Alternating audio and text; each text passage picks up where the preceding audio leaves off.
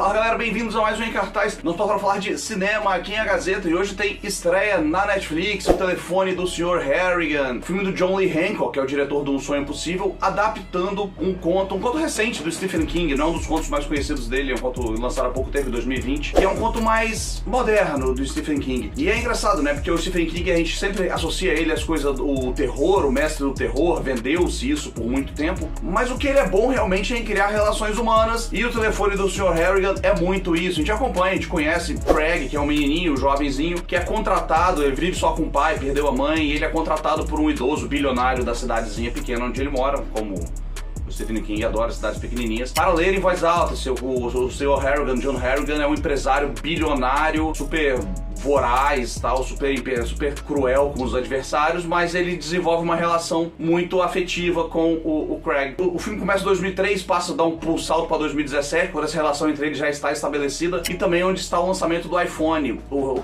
Craig está doido por um iPhone, e ele finalmente consegue um iPhone, acontece umas coisas lá, e ele dá um iPhone de presente pro Sr. Harrigan, que é o personagem do Donald Sutherland, muito bem. Obviamente o velho é meio avesso à tecnologia no começo, mas depois ele consegue ver que ele consegue acompanhar as ações, consegue acompanhar os jornais em tempo real e tudo, então ele fica doido com o iPhone dele, fica meio obcecado com aquilo. Obviamente isso não é spoiler, isso é a premissa do filme. O Sr. Harrigan morre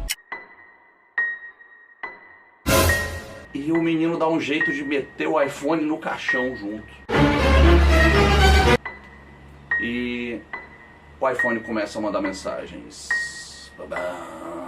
Como assim? Não entendi. Mas O Telefone do Sr. Harrigan é curioso porque ele não é um filme necessariamente de terror. É um filme de terror, é uma história de fantasma. O menino começa a fazer pedidos, né? O Craig começa a fazer alguns pedidos, revelar alguns desejos pro telefone do Sr. Harrigan, e esses desejos começam a acontecer. Então o filme começa a brincar muito com a coisa do tipo, cara, o que a gente tá desejando? A gente tem estrutura para lidar com as coisas que a gente deseja? A gente pode ser cruel no que a gente tá desejando? Tem uma pegada bem disso. E o filme cria um terror com a ansiedade do smartphone, sabe? Cada mensagem que chega pode ou não ser do telefone do Sr. Harrigan. E aí, o que tá acontecendo?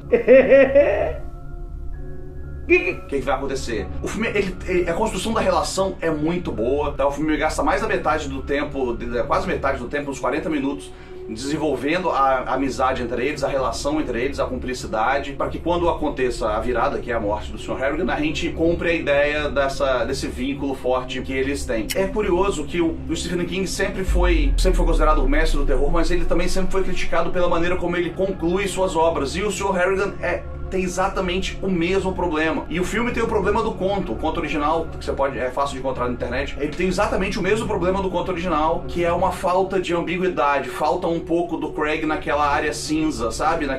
Uma coisa que nos fizesse duvidar das intenções dele. Só que o Craig é sempre muito bonzinho, então a gente fica sempre... Acontece alguma coisa, ele vai contar pro pai, sabe? Então fica nessa coisa que não tem uma ambiguidade, não tem uma dualidade de caráter ali. É interessante, eu gosto muito da maneira como o filme é conduzido, sem grandes sustos, porque o susto... O terror tá na tensão que ele constrói, tá na proximidade daquilo com a realidade, tá no que nos faz pensar. O filme levanta, passa a mensagem dele, passa a mensagem da dependência de aparelhos e tal, só que a conclusão parece que falta algo, parece que o filme tá incompleto. O telefone do Sr. Harrigan tem umas mensagens codificadas ali, eu não vou dar dicas, mas as mensagens que o Sr. Harrigan manda são um pouco estranhas, no final tem uma dica ali, só que falta algo. O final não é uma conclusão, então acho que ele vai incomodar algumas pessoas. Mas ainda assim é uma ótima história de fantasmas. É um filme divertido. O J.D. Martell, que é o Craig, é bom, já trabalhou em obras de Stephen King, ele tá no It, né, It, a coisa, obra-prima do medo, na versão nova, obviamente. Donald Sutherland era um baita ator. Funciona bem o filme, é uma boa história de fantasma, uma adaptação super fiel do conto de Stephen King, mas ela tem os mesmos problemas que o texto do Stephen King. Significa que ele é ruim? Não, pelo contrário, o filme é ótimo, o filme é super legal, o filme é divertido, adapta com fidelidade, tem uma trilha sonora legal, tem uma narração em off legal, só a conclusão que deixa um pouco a desejar mesmo, mas não espere um grande filme de terror, é uma história de fantasmas. O sobrenatural do Stephen King não necessariamente é o vilão, né? O sobrenatural tem um pouco disso nas coisas do Stephen King. Mas assista, O Telefone do Sr. Harrigan está na Netflix, estreia desta semana, hein? Quentinho. Semana que vem a gente volta com mais Em Cartaz aqui em A Gazeta. Valeu!